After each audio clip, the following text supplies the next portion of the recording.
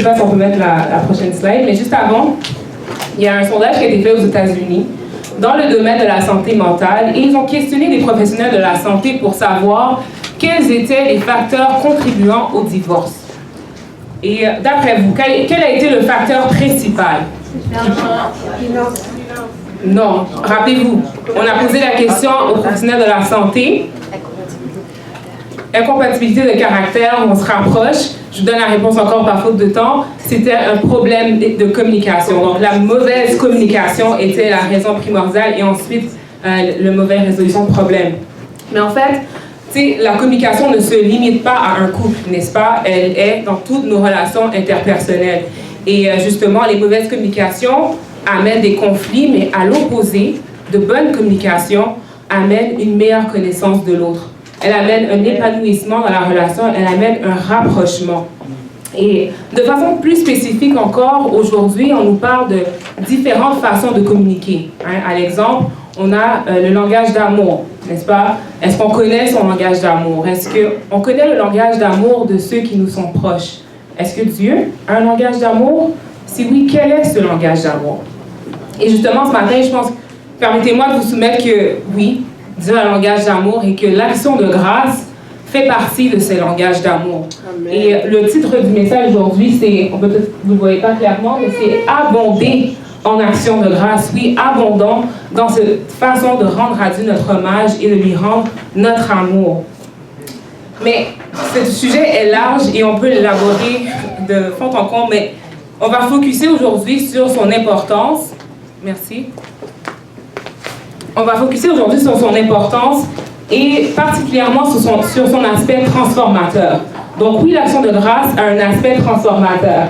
Et pour ce faire, on va d'abord examiner notre cerveau. Qu'est-ce qui se passe lorsqu'on ressent une gratitude? Qu'est-ce qui se passe lorsqu'on fait une action de grâce? On a un sentiment de reconnaissance. Mais il y a plusieurs parties du cerveau qui sont stimulées. Okay? On a le cortex préfrontal, on a le cortex cingulaire antérieur, et ces parties du cerveau sont responsables de plusieurs choses. Et on va mettre l'emphase justement sur c'est quoi le lien. Si je ressens ce sentiment de reconnaissance, pourquoi est-ce que ces régions sont stimulées? Pour répondre à la question, ces régions sont stimulées tout simplement parce que c'est la manière dont on a été créé. Mais qu'est-ce que ces fonctions, quel est le rôle principal de ces fonctions? C'est en fait un peu la coordination de la volonté de l'homme. On le sait, le cortex préfrontal, ça parle du jugement, on parle de raisonnement, notre système de valeurs, notre moralité, l'équité. Le système cingulaire, ça vient encore jouer à la prise de décision. Donc, est-ce qu'on voit ici l'importance de ces parties de notre cerveau? Et on voit que l'action de grâce a une influence positive sur cette région de notre cerveau. Donc, lorsqu'on entre dans une action de grâce, ça influence notre prise de décision. Aussi, lorsqu'on ressent une action de grâce plus profonde, donc un sentiment un peu plus intense, à ce moment-là, il y a l'hypothalamus qui est stimulé. L'hypothalamus, c'est en fait responsable des fonctions encore plus essentielles, ou du moins des fonctions plus physiques. Alors, on parle du manger, on parle du boire, on parle de dormir. Donc, être dans une attitude d'action de grâce permet justement d'avoir une meilleure digestion ou encore d'avoir un meilleur sommeil. Mais plus encore, ici, lorsqu'on a ce sentiment de reconnaissance, il y a aussi la libération de plusieurs neurotransmetteurs. Et les neurotransmetteurs, c'est essentiel justement à... Merci. C'est essentiel justement à plusieurs choses. Mais les deux qui sortent en abondance lorsqu'on ressent cette gratitude, c'est la sérotonine et la dopamine. Donc, on sait que la dopamine est responsable pour notre sensation de plaisir. Et la sérotonine, est-ce qu'on sait, ça sert à quoi? Si je vous dis dépression, si je vous dis... bonne humeur. Oui, la bonne humeur. La bonne humeur. Les antidépresseurs les plus vendus, c'est justement les SSRIs. Bon, ça vient permettre à ce qu'on ait plus de sérotonine dans le cerveau. Donc, par le fait de donner grâce, le simple fait d'avoir un sentiment de reconnaissance, ça favorise justement la libération de ces neurotransmetteurs. Donc, est-ce qu'on voit ici l'importance de l'action grâce? On voit que ça a un impact direct sur notre physiologie, mais d'autant plus sur la manière dont nous pouvons prendre des décisions. Mais on ne s'arrête pas ici parce qu'on s'entend qu'en tant que chrétien, on veut en savoir plus, n'est-ce pas? On peut avoir ça sans avoir Dieu. On peut tout simplement comme rentrer dans une bonne hygiène de vie et se dire « Ah, mais je vais faire des listes pour lesquelles je suis reconnaissant. » Et ça peut s'étendre dans la sphère non chrétienne. Mais pour la sphère chrétienne, en fait, l'importance, c'est que Dieu nous donne des principes dans l'action de grâce. Et c'est ce qu'on va rechercher ensemble ce matin. Donc, je vous invite à ouvrir vos Bibles dans Éphésiens 5. On va commencer avec le verset 20. On va voir quels sont les principes que Dieu nous donne par rapport à l'action de grâce. Tout ça dans le but encore de pouvoir démystifier c'est quoi l'importance de l'action de grâce. Donc, je sais que j'avais écrit parce que je ne voulais pas faire trop de temps. Donc, ça nous dit, vous y êtes? Non. Éphésiens 5, verset 20. Le verset 20. Si je parle trop vite, n'hésitez pas à me le dire. Ok, merci. Merci pour la franchise. Donc, ça dit, rendez continuellement grâce pour toutes choses à Dieu le Père, au nom de notre Seigneur Jésus-Christ. OK. Question facile, à qui on doit rendre grâce?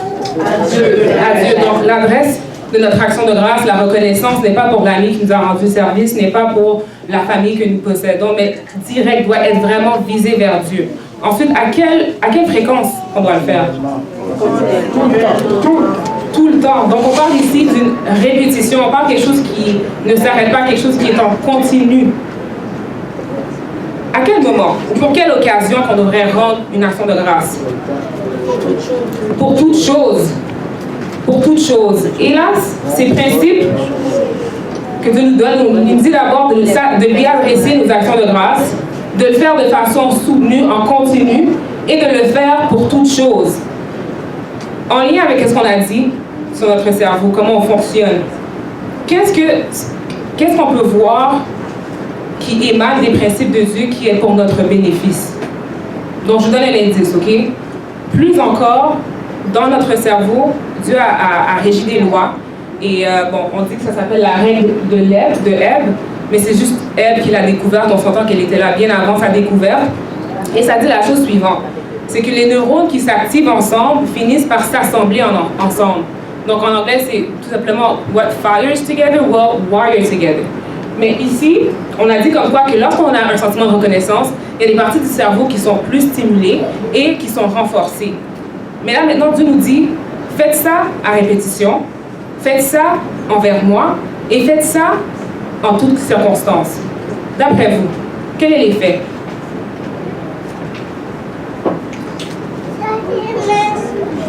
Vous avez la bien-être?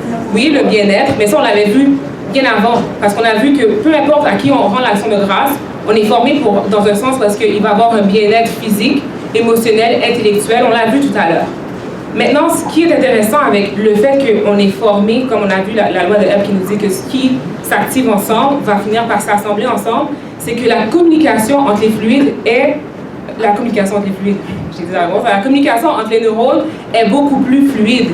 Ça fait en sorte que notre cerveau est renforcé. Ça fait en sorte qu'il y a une réponse qui est beaucoup plus rapide, une réponse beaucoup plus spontanée, une réponse qui devient naturelle.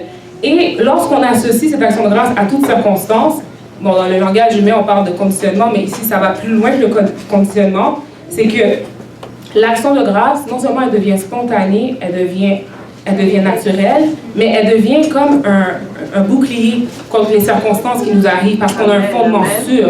Elle fait en sorte que peu importe la circonstance, mais notre réflexe, c'est de donner grâce. Et Dieu nous a dit, dans le fond, que c'est quelque chose qui se fait en progression.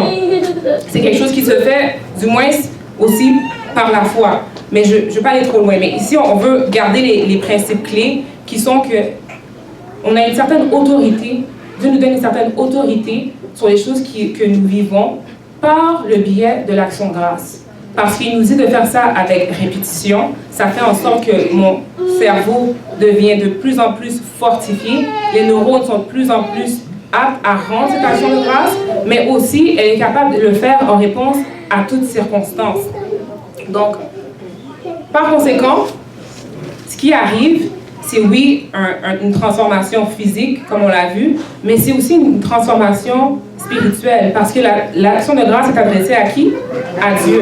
Donc on laisse Dieu place dans notre cerveau, et ce qui se passe, ok, c'est que les chaînes, ou du moins les sentiments opposés, s'affaiblissent.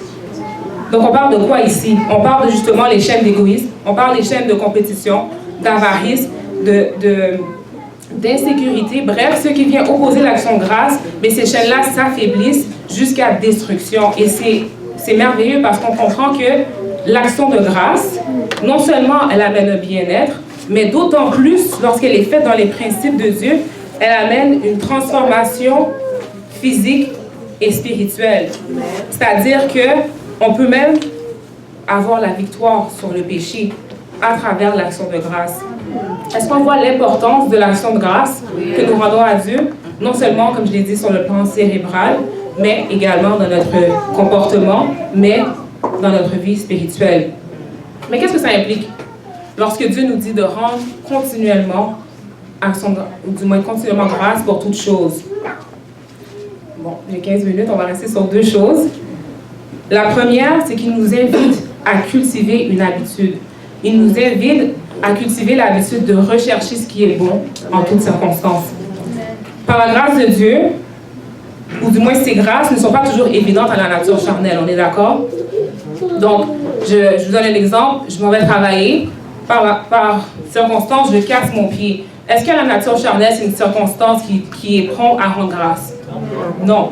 Et justement, c'est pourquoi que je disais qu'on doit cultiver cette habitude, parce que lorsqu'on considère qu'il y a quelqu'un qui est au-dessus de nous, qui assure que les choses bonnes comme les choses mauvaises s'agencent vers un bien, mais à ce moment-là, je comprends que, mais finalement, frapper mon pied, par la foi, je ne sais pas qu'est-ce que ça va arriver, mais je sais que l'Éternel peut en faire sortir un bien.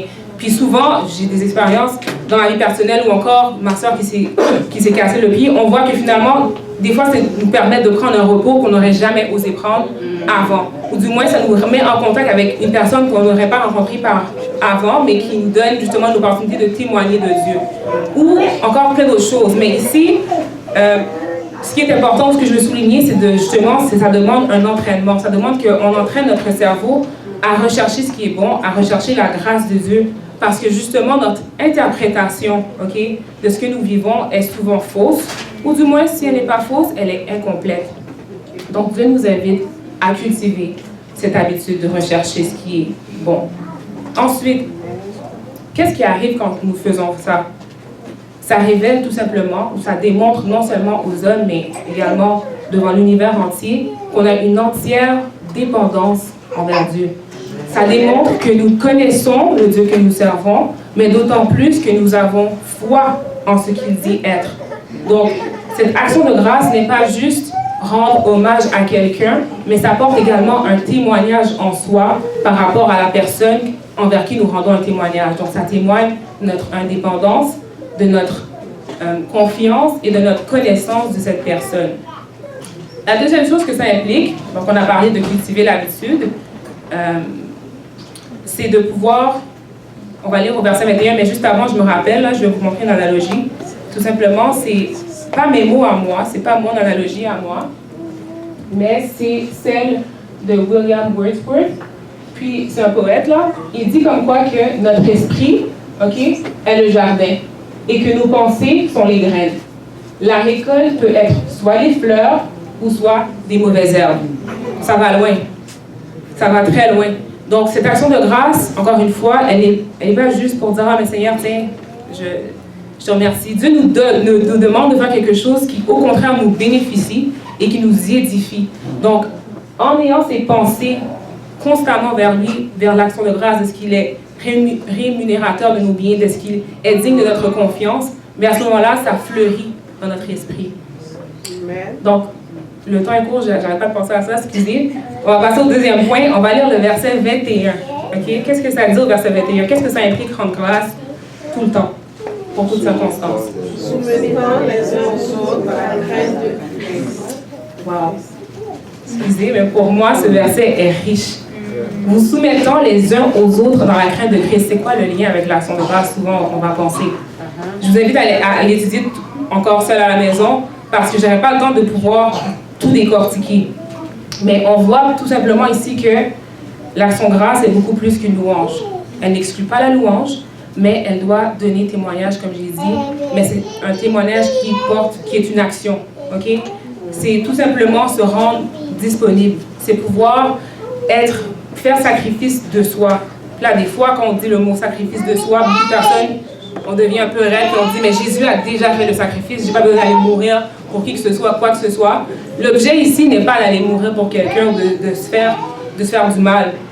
Mais ça veut tout simplement dire d'expérimenter l'amour agapé, d'expérimenter cette grâce que tu as reçue, de pouvoir la redonner à quelqu'un d'autre. Ça veut dire comme quoi, je donne un exemple, lorsqu'on aime quelqu'un, les choses qu'on aime moins, les choses qui nous irritent, mais tout de coup, on devient plus tolérant, on essaie de toujours trouver une justification pour dire « Ah, ben, c'est correct ». Donc, c'est le même principe. Mais Dieu nous appelle à pas le faire de manière, comment je peux dire, ne pas nécessairement de le viser vers ceux qu'on aime ou ceux qui nous donnent, mais de le mettre pour tout le monde.